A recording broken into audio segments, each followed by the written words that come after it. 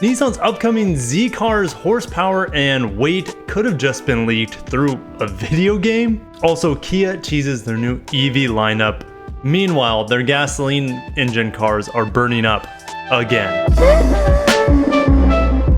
Welcome back to the channel. If you're new here, my name is Kirk. I mainly cover Japanese and Korean autos, so make sure to subscribe, hit the bell icon, and we need to get into today's news. NewsNissanZ.com, it's a fan site, and there's a forum there, big surprise. But Nissan 400z horsepower leaked in Project Cars 3.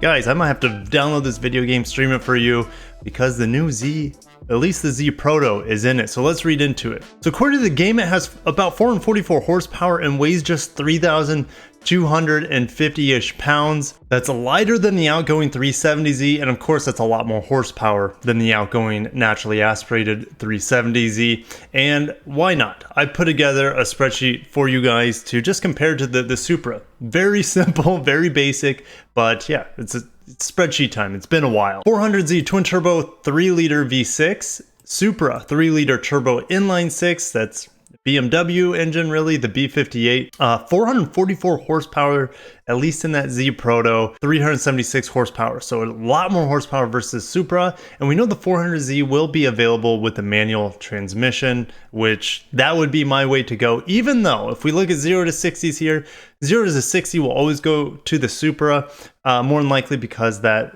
8-speed automatic is going to be way faster than any professional, more than likely any professional with a manual transmission. But it's not about 0 to 60 time, guys. It's about what a sports car can make you feel. And there's no doubt, in my opinion, the 400Z would make me feel a lot better, being able to choose my own gears. And for the torque, 385 pound-feet of torque is what I'm kind of extrapolating from the 350 pound-feet of torque that we see in the Infiniti Q60 Red Sport, for example, which has 350 pound-feet of torque.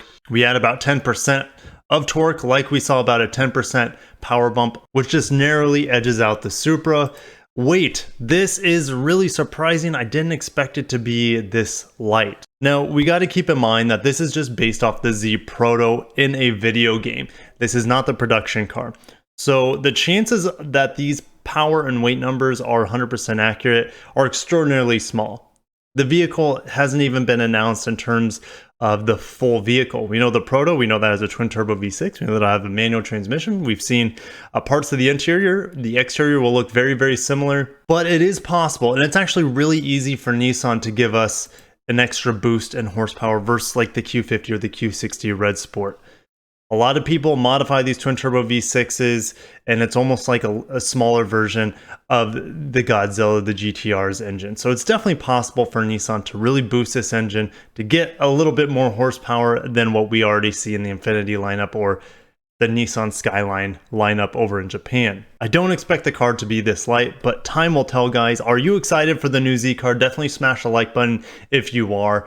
I definitely will be covering any updates on the Z. Cannot wait. It would be probably the most exciting Japanese car for me coming out in terms of sportiness. You know, there's not a whole lot of manual Japanese cars right now. We have the Miata that would be on my list that would gets me excited. Love that car. Just the smiles per miles, as you guys know. And then the 400Z would be right there next to it. Of course, it would cost a lot more. So I'm guessing 50K. Could be more, could be less. Time will tell, guys.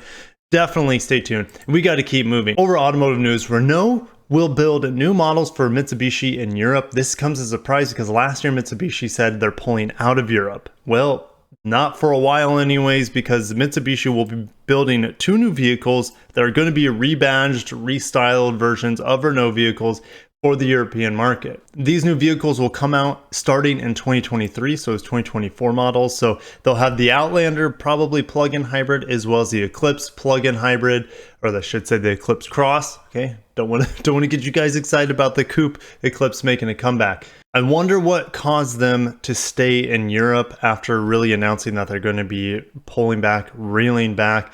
My guess would be is that maybe the dealerships over in Europe really threw a big stink about it. Well, of course, that's their jobs, that's their livelihood. So maybe they're like, hey, figure out something, work with your partner Renault so we can stay employed and have a presence here in Europe. That would be my guess. I'm not quite sure. I'll see you guys down below on why you think Mitsubishi wants to stay in Europe with rebadged European cars. Don't you think most Europeans will just buy the Renault versions of those same cars? I'll see you below. We got more things to talk about.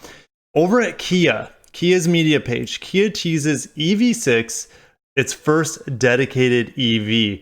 Now, this will be the first EV to use Kia's dedicated EV platform. Well, it's not Kia's dedicated EV platform. It's also Genesis and Ioniq / Hyundai, as you guys know. That's Hyundai's electric brand Ioniq, but it's shared within the Korean brands. I really think this will have the same powertrains as the Ioniq 5, which is kind of confusing because it's going to be very similar to the Ioniq 5, probably in practicality, wheelbase, etc., except this is called EV6, and Ioniq 6 that will be coming out after the Ioniq 5 will be a sedan, and based off the pictures that Kia teased here, this is definitely a crossover looking thing. So yeah, get ready for you guys to be confused when it comes to the Korean electric cars in the near future. Now, Kia really wants to be known as an electric brand, or definitely considered as a main electric brand going forward. They want to sell like 500,000 EVs by 2025. I'm assuming that is including hybrids as well. Not a lot seen here. And in fact, this silhouette kind of reminds me of the Toyota silhouette for their first EV over in Europe. Again, we don't have information on it. We should get more information on the Toyota EV in the coming months. Heading over to my Ioniq spreadsheet, we can see here that Ioniq, and well, we know it's going to be on the same platform as the Ioniq, the EV6 from Kia. Kia EV6 and Ioniq 5, pretty much the same vehicle. That's what I'm guessing here. Here are going to be the powertrains. Feel free to pause this and spend some time with it. But the maximum horsepower is coming 302 from the all-wheel drive system with 446 pound-feet of torque. I need to modify these miles. They're definitely on the aggressive side. So I'll pump them down to 300. Even that might be aggressive from the 77 kilowatt hour battery. Don't really know the pricing. This is my stab on not only the Ioniq, but the Kia's pricing should be very similar. Would you guys be interested in Kia EVs? I mean, they already have the Niro EV, but not really widely available. So I'll see you guys down below, but we're not done with Kia news. Over at Yahoo Finance, park outside, Kia recalls nearly 380,000 vehicles for fire risk. This is not the first time, guys. If we scroll to the very bottom of this article, engine failure and fire problems with Hyundais and Kias have affected more than 6 million vehicles since 2015, according to the NHTSA. And I don't expect these fire recalls to stop. I think that they're just going to keep rolling out steadily over the coming years until they finally find a way to fix this. Just because they're going to be shifting more towards EVs in the future doesn't mean that the risk for fire is going to go down. We just saw Hyundai, their brother / sister brand from Korea, was just hit with a $900 million recall on their Kona electric small crossover EVs, that about 80,000 of those were recalled for $900 million as a hit to Hyundai. It will be interesting to see if there are any more recalls on the fire end for gasoline engines. But what's going on is that the company says a short circuit in the hydraulic electronic brake control unit can cause excessive current, increasing the risk of fire. That's pretty much the same issue that's been going on a ton of other Hyundai and Kia products. We know these are going to be affecting 17 through 21 Sportages and 17 through 19 Cadenza sedans. Well, they canceled the Cadenza here, so you don't have to worry about future Cadenzas catching fire. But I'm sure you guys will have something to say about more Kias catching fire and being recalled. And it doesn't stop with Kia recalls. Nissan gets recalled on the Sentra because brake lights might not illuminate. More than 800,000 vehicles to get new brake light switch and protective component. The problem comes from a silicone-based grease that is used on other components.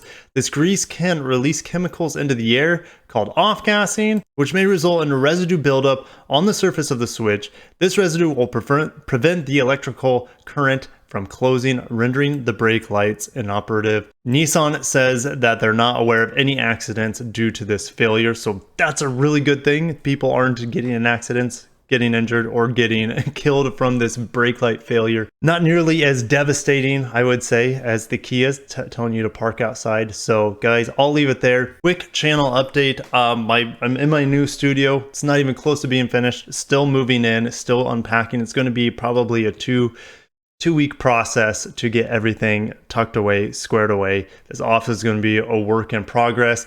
And guys, thank you so much for just supporting me while I wasn't able to make videos while I was traveling across the country. It took me 3 days, over 1,600 miles in my 2004 Sienna. Yeah, the Prius was tagging along too. My parents rode down with us to help us move. But yeah, the Sienna, just impressive. '04 Sienna all-wheel drive.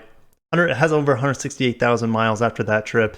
Made it down, no problem, going like 80 miles an hour. Thing was awesome. Transferring my precious cargo, my 4 daughters, my wife, and myself, and a bunch of other things. And guys, I will leave it there. Thank you so much for your support. Exciting things coming. I will be covering some new exciting Lexus things in the nearest future in the next week or so. So definitely smash the like button, subscribe, hit the bell icon so you don't miss any of that. Guys, I'll see you in the next video. Thank you for supporting me, making my dreams come true back in sunny Florida. Thank you so much. Take care. Have a wonderful day and peace out.